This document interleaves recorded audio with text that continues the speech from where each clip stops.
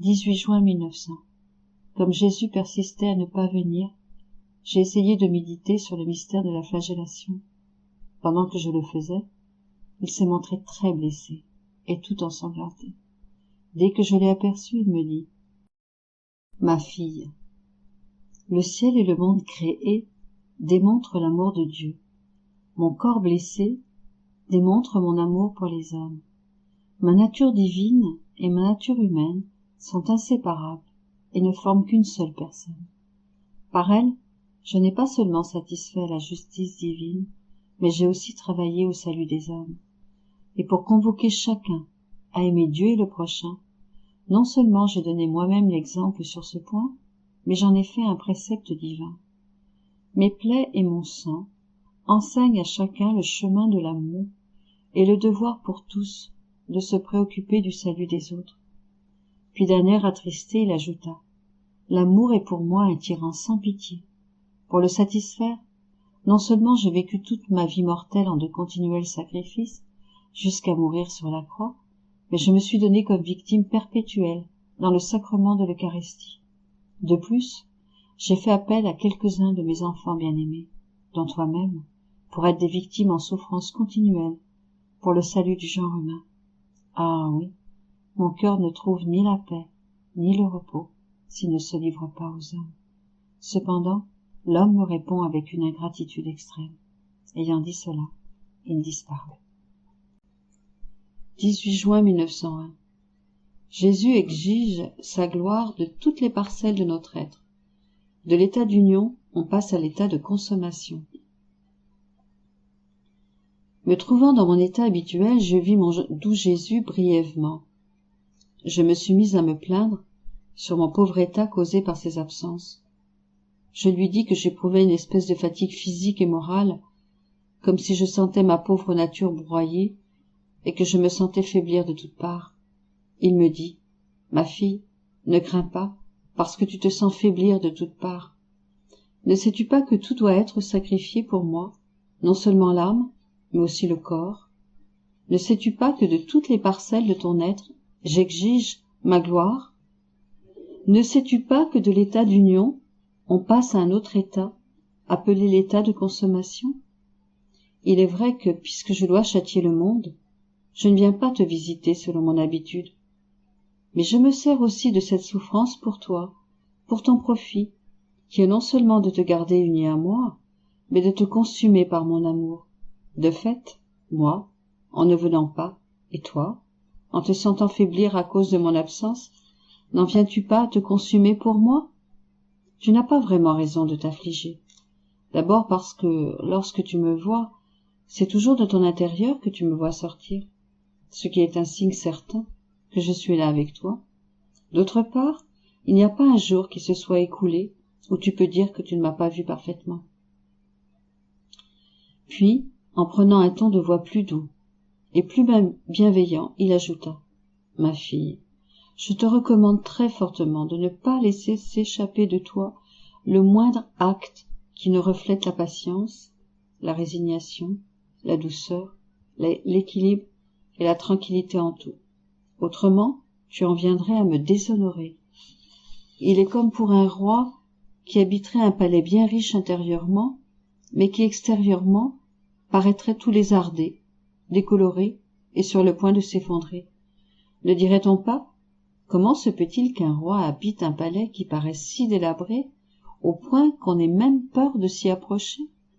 Quelle sorte de roi habite ce palais? Ne serait-ce pas là un déshonneur pour ce roi? Pense que si de toi sort quelque chose qui n'est pas vertueux, les gens diraient la même chose, en ce qui te concerne et me concerne. J'en serais déshonoré, puisque j'habite à l'intérieur de toi. 18 juin 1923. Quand il a institué l'Eucharistie, Jésus a voulu se recevoir lui-même sous la forme sacramentelle. La manière d'opérer de Dieu est d'effectuer un acte unique qui englobe toutes ses répétitions subséquentes. Je venais de recevoir mon bien-aimé Jésus dans la Sainte Communion et j'étais complètement absorbé dans la très sainte volonté de Dieu quand il me rendit présent tous les actes de sa vie terrestre. comme s'ils étaient en train de s'accomplir. Il me laissa voir l'institution du sacrement de l'Eucharistie et la communion qu'il se donna à lui-même. Quelle merveille, quel excès d'amour fut cette communion à lui-même. Mon esprit était confondu devant un si grand prodige.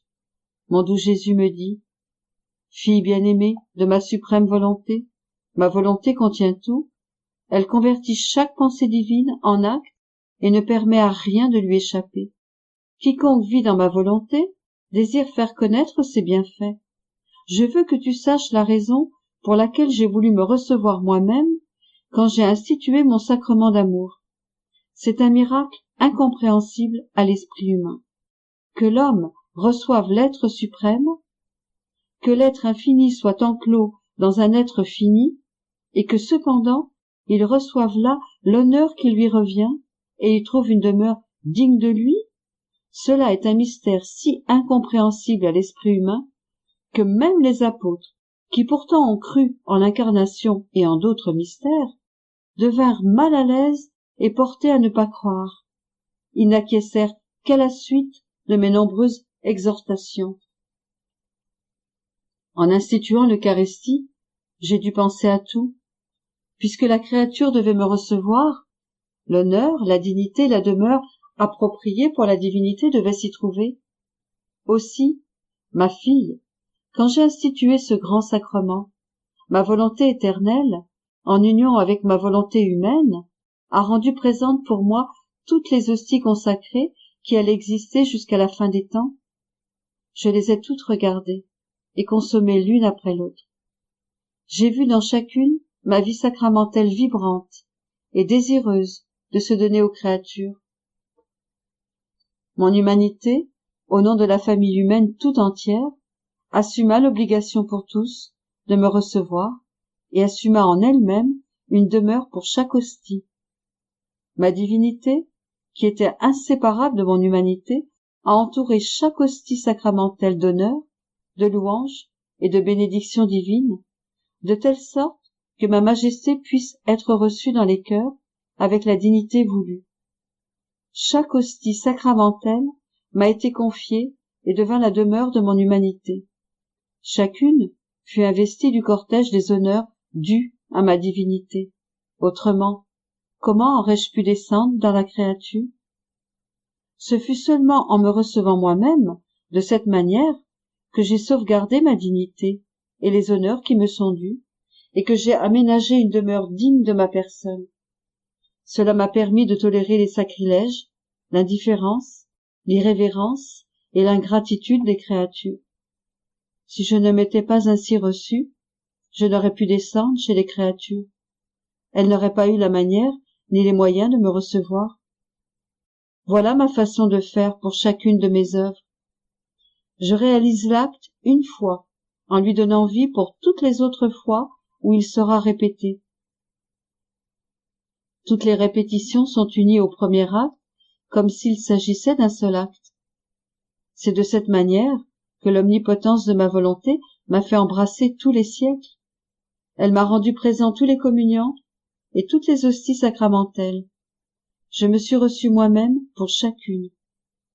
Qui aurait pu croire à un tel excès d'amour? Avant de descendre dans le cœur des créatures, je me suis reçu moi-même afin de sauvegarder mes droits divins et de pouvoir présenter ma personne aux créatures. Également, j'ai voulu investir les créatures des mêmes actes que j'ai accomplis en me recevant moi-même, leur conférant les dispositions appropriées et presque le droit de me recevoir. En entendant ces paroles de Jésus, j'étais très étonnée et au bord du doute. Jésus ajouta: « Pourquoi doutes-tu? N'est-ce pas là le travail d'un Dieu?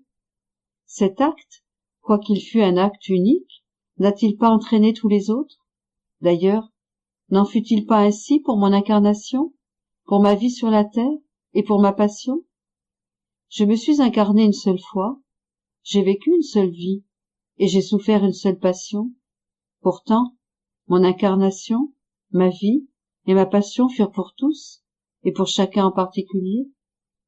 Elles sont encore en action pour chaque créature, comme si, en ce moment, je m'incarnais et je souffrais ma passion. S'il n'en était pas ainsi, je n'agirais pas comme un Dieu, mais comme une créature qui, ne possédant pas un pouvoir divin, ne peut ni aller vers tous, ni se donner à tous. Maintenant, ma fille, je veux te parler d'un autre excès de mon amour. La créature, qui accomplit ma volonté et vit en elle, en vient à embrasser toutes les actions de mon humanité, car je suis très désireux que la créature devienne comme moi, puisque sa volonté et ma volonté sont une. Ma volonté s'en réjouit et, s'amusant, dépose dans la créature tout le bien qui est en moi, y compris les hosties sacramentelles. Ma volonté, qui est dans la créature, l'entoure d'honneur divin et de dignité, et je me confie à elle, parce que ma volonté la fait gardienne de tous mes biens, de toutes mes œuvres, et même de ma vie. 18 juin 1925. L'immense espace vide de la divine volonté sera comblé par les actes des créatures réalisés dans la divine volonté. L'homme répondra à l'objectif premier de la création. Je me fusionnais dans la sainte divine volonté, selon ma manière habituelle, et quand l'immense espace vide de la très sainte divine volonté se présenta à mon esprit, je me suis dit, comment se peut-il que ce vide puisse être rempli par des actes humains réalisés dans l'adorable divine volonté? Pour que cela puisse se produire, toutes les barrières de la volonté humaine doivent être enlevées, puisqu'elles empêchent de franchir l'entrée de cette éternelle et céleste sphère de la suprême volonté, où, semble-t-il, Dieu attend ses actes, afin que l'homme puisse revenir à son origine dans l'ordre de la création. Cependant, on ne voit rien de nouveau en ce monde, dans le domaine du bien. Le péché existe autant qu'avant, sinon plus. On entend bien parler d'un certain réveil dans le domaine religieux, de certaines œuvres dans les cercles catholiques, mais cela n'est qu'apparence. Si on va au fond des choses, on voit des vices horribles, plus qu'avant. Se pourrait-il que d'un seul coup, l'homme donne la mort à tous les vices, pour donner vie à toutes les vertus, comme cela est requis pour vivre dans la sphère de la suprême volonté?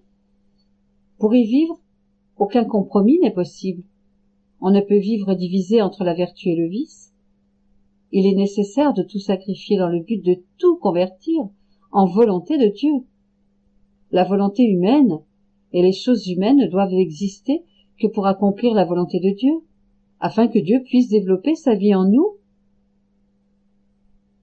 Pendant que je réfléchissais à cela et à d'autres choses, mon doux Jésus me dit, « Ma fille, c'est ainsi que ce sera. L'immense vide sera comblé par les actes des créatures réalisés dans ma volonté. Ma volonté est venue du sein éternel de l'être suprême pour le bien de l'homme. Ayant posé un acte simple pour envelopper l'homme de manière à ce qu'il ne puisse nous échapper, notre volonté s'est ensuite multipliée en d'innombrables actes pour lui dire, « Tu vois, ma volonté non seulement t'enveloppe, mais est toujours prête à agir, afin de se faire connaître par toi et de recevoir en retour des actes effectués dans ma volonté. » Toutes les choses reçoivent un retour. Sinon, on peut dire qu'elles sont inutiles et sans valeur. La semence plantée en terre par le semeur veut son retour, soit d'autres graines, 10, 20, 30, plus. L'arbre, planté par le fermier, veut le retour de la génération et de la multiplication des fruits. L'eau, tirée de la fontaine, donne à celui qui l'a puisée le retour de l'étanchement de la soif, ainsi que la possibilité du nettoyage et du lavage. Le feu, qu'on a allumé, donne le retour de sa chaleur. Il en va ainsi pour toutes les choses créées par Dieu ayant le pouvoir de produire et de générer. Elles se multiplient et donnent un retour. N'y aurait-il que notre volonté, qui avec tant d'amour, et à la suite de tant de manifestations et d'actes continus, ne pourrait recevoir de retour, soit la divinisation des volontés humaines. La graine de semence en génère d'autres, le fruit génère d'autres fruits, l'homme génère d'autres hommes, un professeur forme d'autres professeurs. Faut-il que seulement notre volonté, aussi puissante qu'elle soit, reste seule, sans recevoir de retour, sans se générer dans la volonté humaine? Ah non, non, cela est impossible. Notre volonté aura son retour. Elle aura sa génération divine dans la volonté humaine, d'autant plus que cela correspond à notre acte premier, celui par lequel toutes les choses ont été créées. Que notre volonté transforme et régénère la volonté humaine en volonté divine. Notre volonté vient de nous, et nous voulons la volonté humaine. Toutes les autres choses ont été réalisées dans un ordre secondaire, alors que cet objectif a été établi dans l'ordre premier de la création. Ça prendra peut-être du temps, mais les siècles ne se termineront pas sans que notre volonté ait atteint son objectif. Si elle a atteint son objectif quant à la génération des choses secondaires, encore plus atteindra-t-elle son objectif concernant son objectif premier. Notre volonté n'aurait jamais quitté notre sein si elle avait su qu'elle n'atteindrait jamais son objectif premier. Que la volonté humaine soit régénérée dans la divine volonté. Crois-tu que les choses seront toujours comme elles sont aujourd'hui? Ah non, ma volonté balayera tout, elle semera la confusion partout, toutes les choses seront mises sans dessus-dessous, de nombreux phénomènes surviendront, guerres, révolutions, accidents de toutes sortes, de manière à foudroyer l'homme, à confondre son orgueil, et à le disposer à la génération de la divine volonté dans la volonté humaine. Tout ce que je t'ai manifesté concernant ma volonté, enseignement, lumière, grâce spéciale, ainsi que tout ce que tu fais en elle, n'est rien d'autre que la préparation de la voie, la mise en place des moyens, de manière à ce que ma volonté soit générée dans la volonté humaine. Si cela ne devait pas arriver, je ne t'aurais pas manifesté tant de choses, pas plus que je ne t'aurais sacrifié si longtemps, sur ton lit, en te gardant dans l'exercice continuel de ma volonté, dans le but de placer en toi les fondations de la génération de ma volonté dans les vôtres. Crois-tu que ce n'est rien, que je sois continuellement en toi, mettant sur tes lèvres mes prières, et te faisant éprouver mes peines, qui en union avec moi, acquièrent toutes sortes de valeurs, d'effets et de pouvoirs?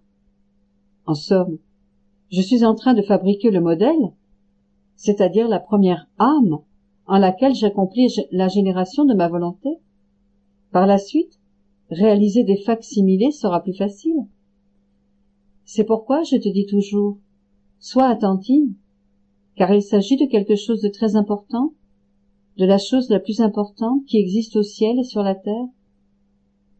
Il s'agit de protéger les droits de notre volonté, de restaurer le dessein de la création, de nous retourner la gloire pour toutes les choses créées, et de nous permettre de répandre toutes les grâces que notre volonté avait prévu de donner aux créatures si elles avaient accompli notre volonté en toutes choses.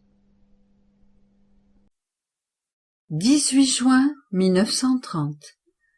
Toutes les choses créées appellent les créatures à accomplir la divine volonté. En créant l'homme, Dieu l'a placé à l'intérieur de ses limites divines. Mon abandon dans le fiat continue. Mon pauvre esprit suivait la création pour tenir compagnie aux actes accomplis en elle par la divine volonté. Et mon doux Jésus me dit, ma fille, toutes les choses créées invitent la créature à faire la divine volonté. Elles n'ont pas de voix et elles parlent. Mais elles parlent selon l'acte que le divin vouloir développe en elles, car chaque chose créée déploie un acte distinct de la divine volonté. Et avec cet acte, la chose créée appelle la créature à accomplir la divine volonté. À cette fin, chaque chose créée a reçu de Dieu un délice particulier pour inviter la créature, d'une façon mystérieuse, à faire sa divine volonté. C'est ainsi que l'ordre et l'harmonie entourent la créature, de sorte que le soleil, avec sa lumière et sa chaleur, appelle la créature à accomplir la volonté de son Créateur. Caché sous les voiles de la lumière, mon divin fiat avec insistance et sans jamais se lasser, appelle la créature à recevoir sa vie pour qu'elle soit capable de la déployer comme il la déploie dans le soleil. Et comme s'il était prêt de l'attaquer pour qu'elle l'écoute, le soleil investit la créature de tous côtés, à droite, à gauche, par-dessus sa tête, et s'étend même sous les pieds de la créature, pour lui dire, dans son langage de lumière, « Regarde-moi, écoute-moi, vois comme je suis beau, vois quel bien je fais à la terre, parce qu'une divine volonté règne et domine sur ma lumière. Et toi, pourquoi n'écoutes-tu pas mon toucher de lumière, en recevant la vie du divin vouloir, pour le faire régner en toi? Le ciel te parle avec le doux scintillement des étoiles, le vent avec sa force, la mer avec son murmure et le tumulte de ses vagues. L'air te parle dans ta respiration et tes battements de cœur. La petite fleur avec son parfum. En somme, toutes les choses créées rivalisent entre elles pour t'appeler à recevoir ma volonté et à la faire régner afin que le ciel et la terre ne soient plus qu'un seul acte de divine volonté. Oh, si elle voulait écouter toutes les voix de la création, des voix muettes, mais bien réelles et toujours présentes. Les créatures laisseraient régner la divine volonté, tout comme elle règne avec un complet triomphe dans tout ce qui a été créé par nous. Je continuais alors ma ronde dans la création. Arrivé en Éden, je suivais ce que Dieu a fait dans la création de l'homme. Mon bien-aimé Jésus me dit alors, « Ma fille, lorsque tu parviens au point de la création de l'homme, nous nous sentons blessés et nous avons devant nous la scène émouvante de sa création. Notre amour grandit, déborde et court pour chercher l'homme tel qu'il fut créé par nous. Dans son délire, notre amour veut embrasser l'homme, le serrer sur notre sein, magnifique et saint tel qu'il est sorti de nos mains créatrices. Et ne le trouvant pas, notre amour se change en délire de souffrance amoureuse et soupire après celui qu'il aime tant.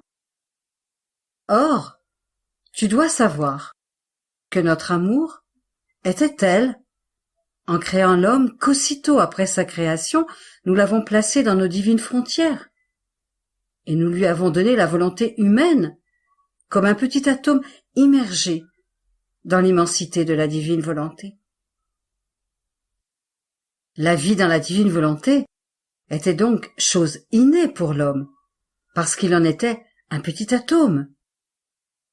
Notre divinité dit à l'homme, « Nous mettons à ta disposition notre divine volonté, pour que le petit atome de ta volonté humaine ressente le besoin de vivre dans l'immensité de la divine volonté, de grandir dans sa sainteté, de s'embellir dans sa beauté, et de se servir de sa lumière. » Se voyant petit, l'homme se sentait heureux de vivre dans les frontières de notre fiat et de vivre de nos divines qualités. Et nous faisions nos délices de voir ce petit atome de la volonté humaine vivre dans nos frontières infinies, sous nos soins. Sous notre regard, l'homme croissait en beauté et en grâce, d'une beauté si rare, propre à nous ravir et à faire, que nous trouvions en lui nos délices. Mais le bonheur de l'homme et notre joie de l'avoir créé furent brefs. Cet atome de volonté humaine n'a pas voulu vivre de la divine volonté, mais de lui-même. On peut dire que l'homme a réprimé notre volonté pour vivre de la sienne, car peu importe son désir de sortir de notre volonté, il n'a pas pu trouver le moindre espace où aller, parce qu'il n'existe pas de lieu où notre volonté ne se trouve. Par conséquent, quel que fût le désir de l'homme de ne pas vivre dans notre volonté, il n'avait nulle part où aller. Ainsi, tout en étant dans notre divin fiat, il y vivait comme s'il n'y était pas. Et il vivait volontairement de ses misères et des ténèbres que lui-même formait. C'est après cela que nous soupirons continuellement, que l'homme cesse de réprimer notre vouloir et réprime plutôt l'atome de sa propre volonté, afin qu'il puisse vivre heureux et sain, et que nous puissions trouver en lui nos délices. 18 juin 1937. Ce que l'on obtient et ce que signifie se soumettre à la divine volonté. Échange et abandon entre la divine volonté et l'âme. Les mérites que l'on acquiert. Exutoire d'amour. Comment il existe en chaque chose créée un dépôt d'amour pour nous. Je suivais le divin vouloir dans ses actes et, oh, combien de surprises, combien de choses consolantes. On ressent tant d'amour, jusqu'à être submergé par les flammes divines. Et mon doux Jésus, voulant me faire connaître ce que signifie une soumission, un acte de plus dans le divin vouloir, toute bonté, me dit, ma fille, si tu savais à quel point mon amour ressent le besoin extrême de se donner et de faire savoir ce qu'il déverse dans la créature, lorsqu'elle se soumet à ma volonté et devient comme notre fille pour vivre en elle, lorsqu'elle se soumet et que nous la voyons dans nos divins domaines, qui sont interminables, nous sommes ravis et nous déversons sur elle une nouvelle mer d'amour, si grande qu'elle se sent submergée et, incapable de tout contenir, elle fait don des mers d'amour qu'elle a reçues à toutes les choses créées, aux saints, aux anges, au Créateur lui-même, ainsi qu'au cœur bien disposé sur cette pauvre terre.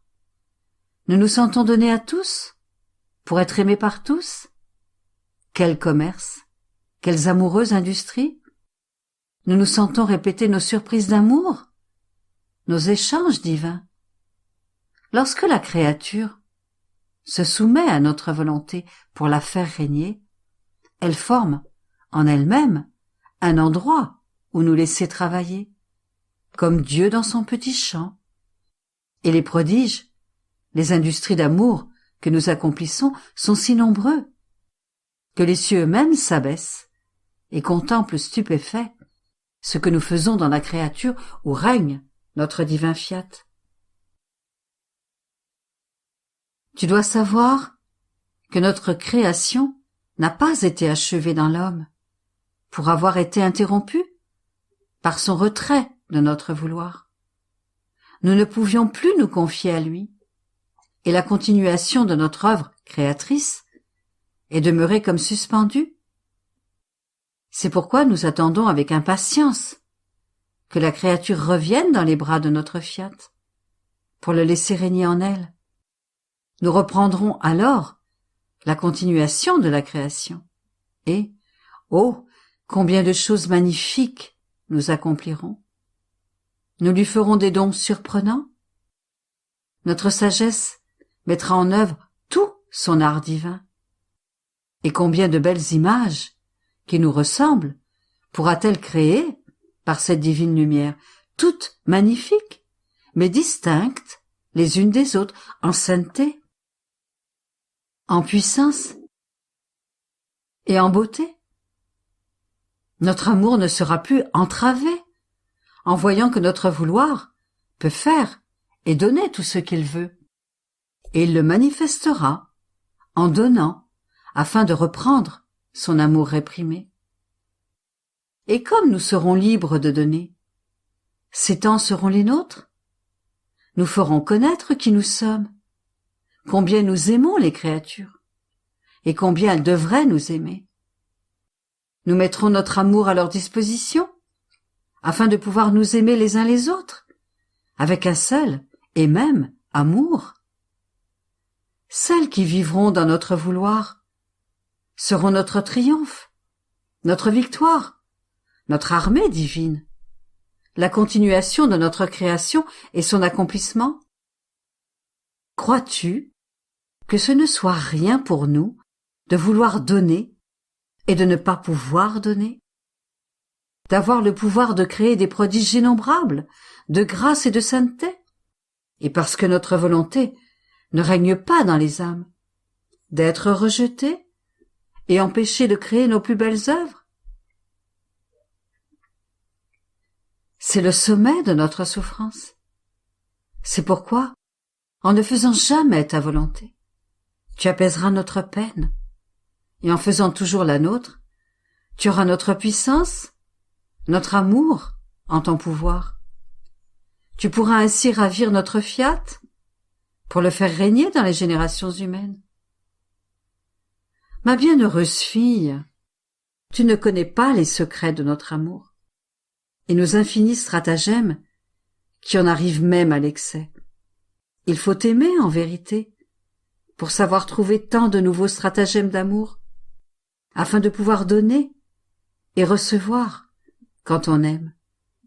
Tu dois savoir que chaque fois que la créature se donne à nous, dans la puissance de notre vouloir, nous nous donnons nous-mêmes à elle, nous abandonnant dans le sein de la créature. Et si tu pouvais savoir ce que signifie cet abandon de nous-mêmes, la grâce, le bien que nous lui laissons, le renouveau de vie que nous répétons, ton cœur éclaterait de joie, de bonheur et d'amour. Mais ce n'est rien encore. Chaque fois que la créature se donne à nous, nous lui accordons le mérite de nous avoir donné sa vie.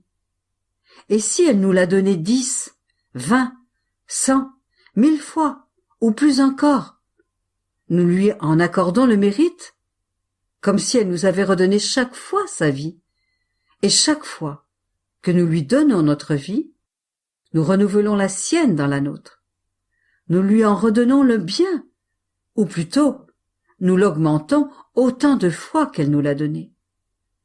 La satisfaction et le plaisir que nous éprouvons sont si grands que lorsque la créature se donne à nous, que nous lui prodiguons chaque fois le mérite de posséder des vies divines, et, bilocalisant les siennes, nous lui donnons le mérite d'autant de vies pour autant de fois qu'elle nous a donné les siennes.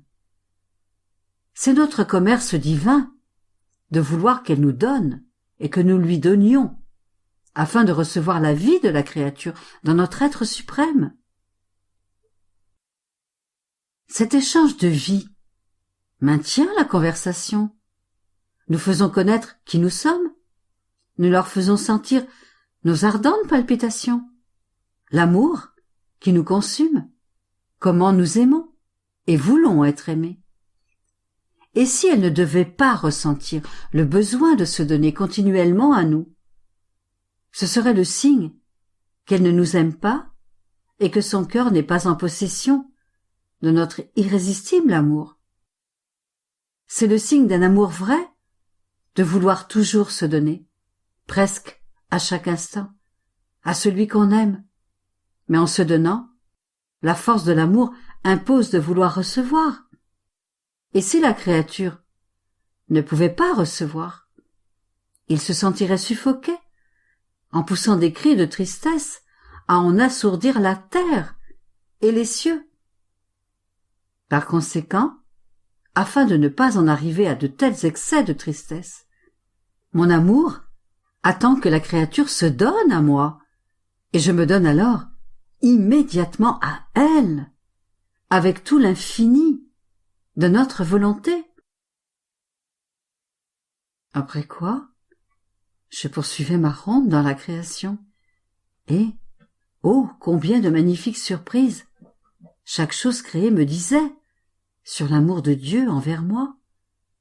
Chacune d'elles possédait un espace qui contenait un dépôt d'amour, qui devait toujours me dire qu'il m'aime, que ton Créateur t'aime.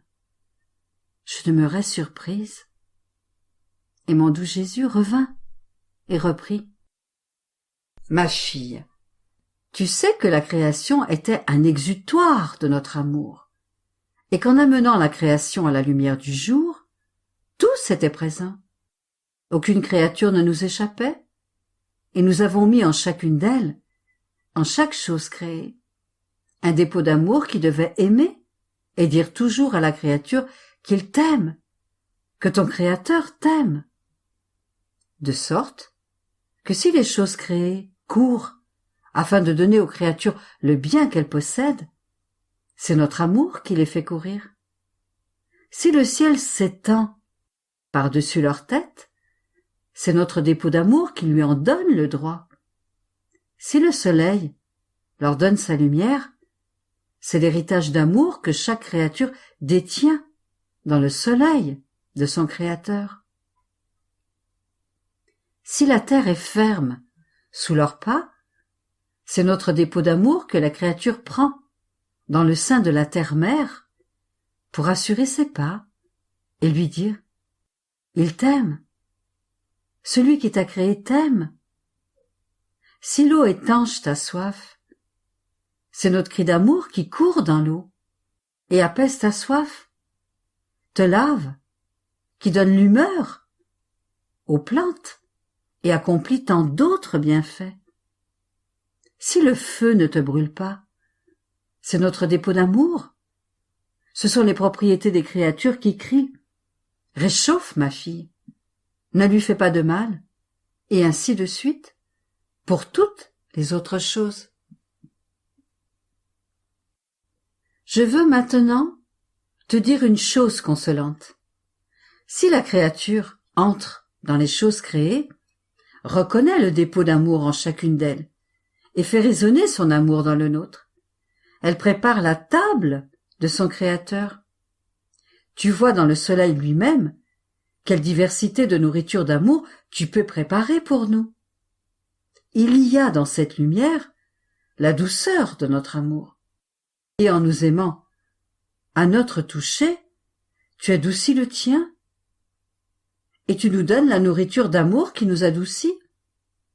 Il y a dans cette lumière les goûts de notre amour. Et tu nous donnes, en nous aimant, les joies des si nombreux goûts de notre amour. Il y a dans cette lumière notre amour fécond, l'amour qui blesse, brûle et consume, et qui, en nous aimant, acquerra la divine fécondité dans notre amour et la vertu de nous blesser, de te brûler et de te consumer pour nous. Il y a aussi la variété des couleurs qui embellissent toutes choses et qui, en nous aimant, acquerra la vertu du bel amour, dans lequel tu resteras revêtu d'une beauté enchanteresse. Et, ô combien, nous nous sentirons ravis. Ma fille, je n'en finirais pas si je voulais te répéter la multiplicité et la diversité d'amour que nous avons mises en chaque chose créée, pour chaque créature, et combien elle a le devoir de connaître cette multiplicité d'amour afin de trouver le modèle pour nous aimer, avec tant de marques distinctes d'amour, comme nous l'avons aimé.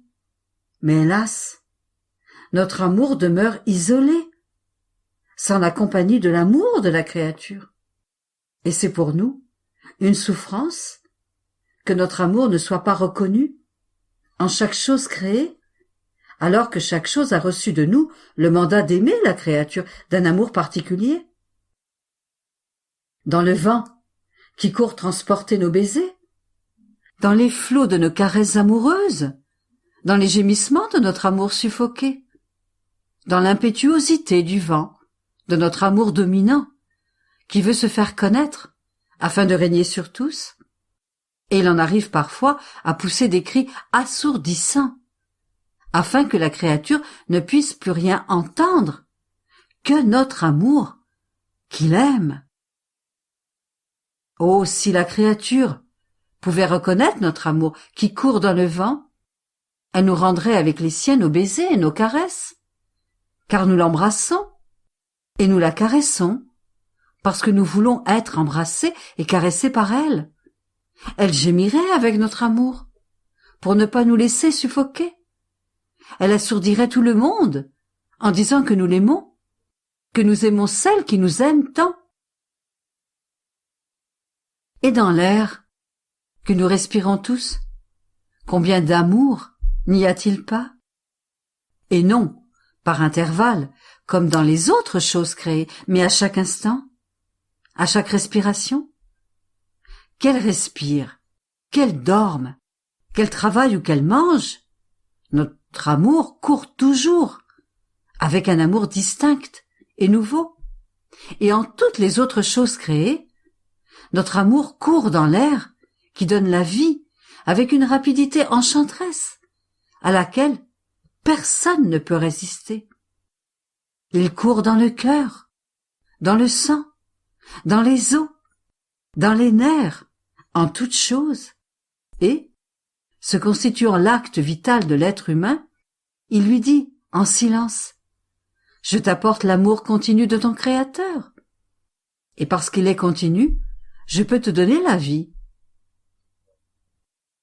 Oh, si la créature pouvait reconnaître dans l'air qu'elle respire l'acte de vie que nous y avons placé, l'enthousiasme de notre amour, qui court et court toujours, sans jamais s'arrêter, elle nous donnerait en échange sa vie, afin de nous aimer, de nous raconter notre histoire d'amour et de répéter notre refrain. Je vous aime toujours, et en toutes choses, comme vous m'avez aimé. Dans la plus grande, jusqu'à la plus petite chose créée, se trouve un amour nouveau et distinct pour les créatures.